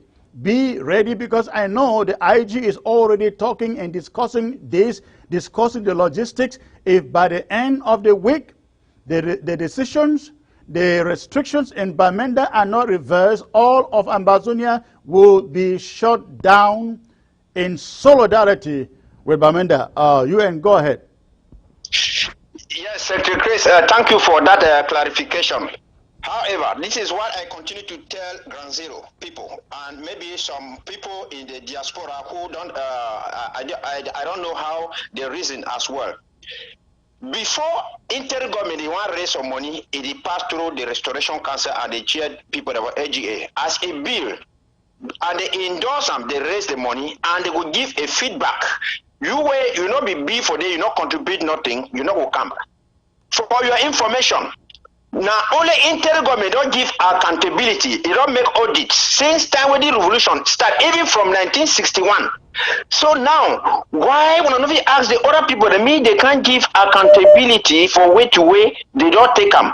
That is a problem. We are get for talk. Why they not give accountability? Come first of all, submit yourself for audit. But person talk say this, so if you come for audit, if you do so, yet if you can't talk say the fee China Chris Anu, China Sako, then they will leave Paul Biya. Now Chris Anu or Sako be called like public military, me they come for day. Governor don't sign decree for day. Now we will want drive the governor, me go for day. No be now whosoever. Me tell Amazonia people the reason why we march for inside our world for abroad here now, because we know say we and La Republic, we there for equal strength. We don't hold them for 4 years, but we need a referee. We need international community. Me can settle with so that it will put those punishments for day. That is why we endorse the Swiss talks. But now people that they deny the Swiss talk, the talk say no. When La Republic national dialogue, you go do them. Okay, special status. What has come out of it? Nothing. But why are we continue to beg from them? Now they don't put a bicycle, no worker. Tomorrow they say me man not go for farm. They see scholars for one. Tomorrow they will talk say me man not come outside. Tomorrow they talk now say this, so me any man do any me wanna not even breathe air. Must we pass through these things when we are the one feeding La Republic? Right. Thank you, Secretary Chris. Thank you. You raise important points, but those are that's a discussion for another day, and we will get there. Thanks for the call. Thank you. Okay, okay. All right, ladies and gentlemen, I extended this time. I still have a few minutes. Go ahead and call if I can get your call. I will take your call. Okay, let me see. Ambazonia calling. Hello, sir. Hello. Good evening, sir. Good evening, sir. Good to hear your voice. Yes, May I I'm know calling where? from the northern zone. Calling from the northern zone. Okay. Precisely from which county, sir? I'm calling from Mezam County. Okay. And tell me, are you guys ready for the lockdown or not? No, we are ready because everything is set up. And we know the purpose for which we are going to get that lockdown, because we have been marginalized, we have been manipulated, we have been, in fact, tortured. Our people are in the dungeons of the genocidal squad. Right. We have suffered a lot from 1961 to today. It is 4 years today. We have been suffering. And I think we don't have to take things for granted. We don't have to ask questions, why are we going for a lockdown? I think for 5 months or even a year, for us to come out from this situation, it is acceptable to the entire Amazonian people. And what I will suggest to you is that I would like to thank the daughter-in-law of Papa Endeley, who was with you a couple of minutes ago before I joined you. I would like to appreciate her very much for the history we have gathered, and I will give her a title. She's a prophetess, because she's almost the only person from whom we can learn much about Dr. Endeley. Okay, I can see her laughing. My Endeley, say a word. I see you laughing over there. Yes, thank you. I am very vital in the struggle. Okay. One time I call you, I've talked of being a spiritual fighter. I think you did not understand me, but I wanted to tell you that it's a God-ordained revolution, and that you people being pastors, all of you being pastors, being chosen from God to lead us till we reach Buya, it is not just a joke. It is not just a comedy. I'm very moved of what you people are doing over there, and I pray that you people should handle us. You people should keep on doing what is righteous, follow the steps of Christ to lead us right to Buya. All right. Thank you, sir. I appreciate the call. God bless. Thank you very much. Thank you.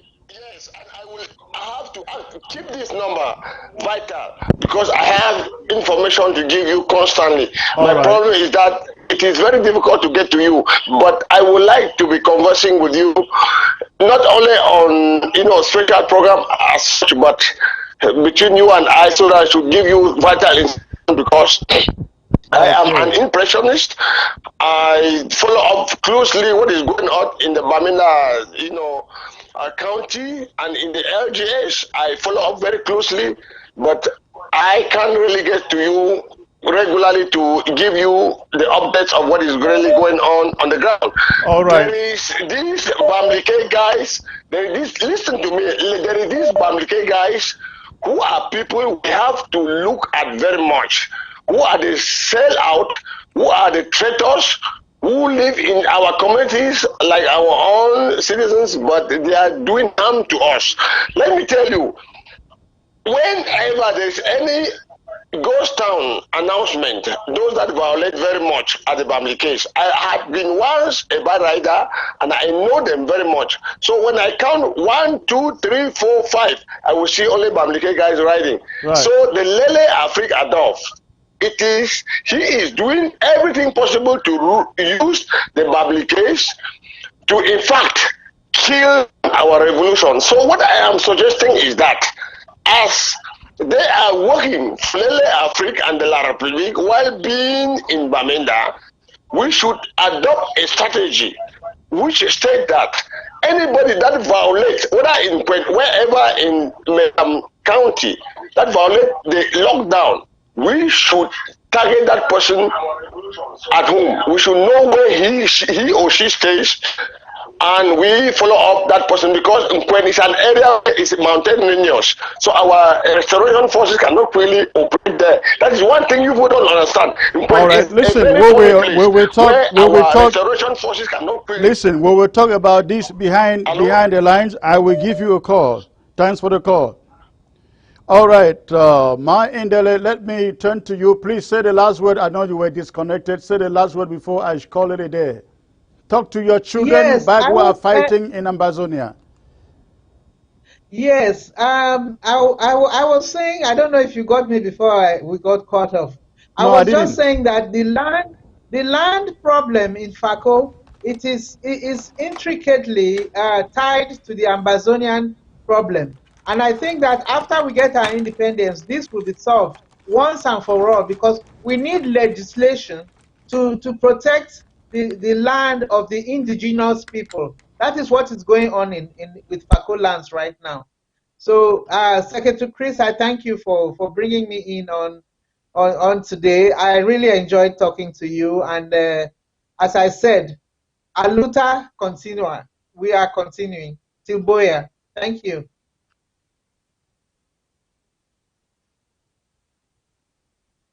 Secretary Chris, are you there?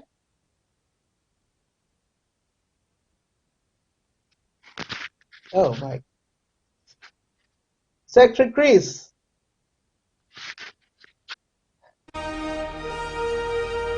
Oh.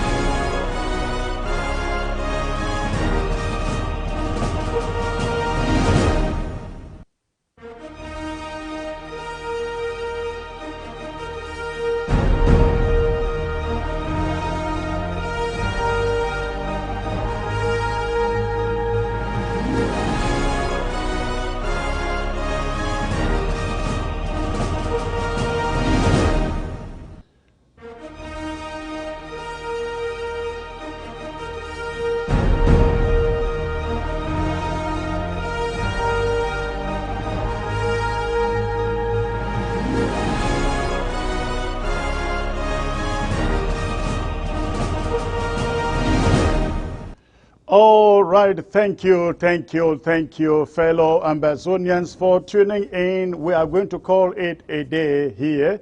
We're going to call it a day here. But before I go, I just want to remind you of September. I think it is September the 27th. September the 27th, we're going to be having a very, very major draft. We'll call it a humanitarian draft. We are drafting for all our refugees, drafting for the internally displaced, drafting for the detainees across Ambazonia, and of course in Yaoundé and Douala. So please, we love you to get ready to draft. Let's support these refugees who are going through a lot. In Nigeria, some are in Ghana, some are in Equatorial Guinea. They are all over the place. Of course, we have prisoners, detainees in Douala, in Yaoundé, in Bamenda, in Boya, in Mamfe, all over the place, Victoria, and so on. We are drafting for all of these people. Let us prepare to support them. In the meantime, for all the drafts that have taken place, please, if you have not yet redeemed your draft, I think September, end of September is the end. If you haven't paid your draft, redeem your draft, please do so. If you drafted for ABC in particular, we are waiting for your draft to be able to launch the news we have been promising you to launch here. We are very much ready. We just need some finances put together for us to launch the news decks. Before I go, also let me remind you of Africa Town Hall, africatownhall.com. This is a home for Africa, a place where you will not be shut down. I realized that the other day, Kemi Ashu put up a video clip there involving French President Macron, and she was blocked out of Facebook, I think, given a number of days or weeks. But listen, we have built a platform where nobody will be shut down for doing the right thing. You will not be shut down for doing the right thing, and it is for all Africans. So get there, africatownhall.com. Sign up, join it. Thank you for tuning in. I look forward to seeing you again later in the week. God bless you all. Financial instrument that provides a hedge against inflation, 100% guarantees that you will not lose your money, has tax-free growth and distribution, the ability to take an interest-free loan, avoids probate, provides creditor protection, guarantees your family that your income will be replaced should you die, helps you protect yourself financially against chronic, critical, and terminal illness, and of course allows you to take money anytime for any reason at any age without a tax penalty. You need only as little as $50 to invest per month. Contact Irene Fombo. Tel 513-5014-177 or send an email to irenenpmsn@gmail.com.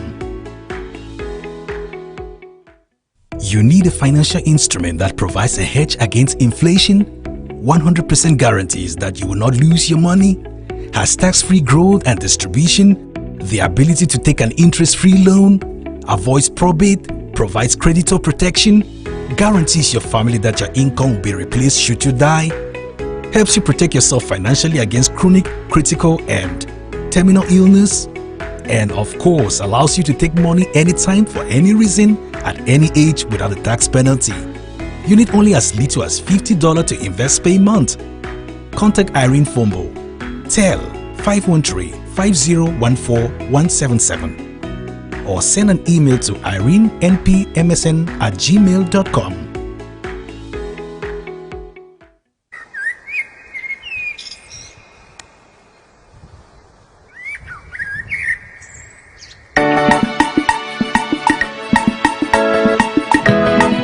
Those boy, go yale, go yalo. I'm a magalo, I'm the yale. Kapaganche, I come near fellow. A kapaganche, I come near fellow. I better to Roma, I come near fellow. Better to Roma, I come near fellow. But you got in there. Makwega munguro Ango yale Mayo ango yalo Woman ango yo Ango yale Butega ango yo Makwega munguro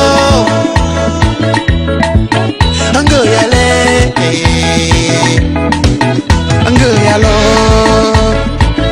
just because we no get it, for the guys we suffer, it no means say now forever. My brother, he go finish, he go end. One day my day go break, my sun go shine. I go get you money, money, money, money. Enemy they go follow me chop. When Papa God go bless me, my blessing go the flow. Money go the paka paka, houses go the paka paka. Enemy they go follow me chop. Woman and go yo, yele, and go yele. But you got in there, Makwega mungolo, Ango yale, Ango yalo, Ango yale, Ango yalo. Papa, I'm looking at you. I raise my hands in the air. I take my hand, but do not let me to fall down. I tremble I chill my worship. One day my day go break, my sun will shine. I I go get you money, money, money, money, and then they go follow me top. When Papa God go bless me, my blessing go the flow. Money go the paka paka, houses go the paka paka, enemy them go follow me chop. Oh, woman and yo, and go yale, but you got and go ya, makwea mungolo, and go yale, and go yalo.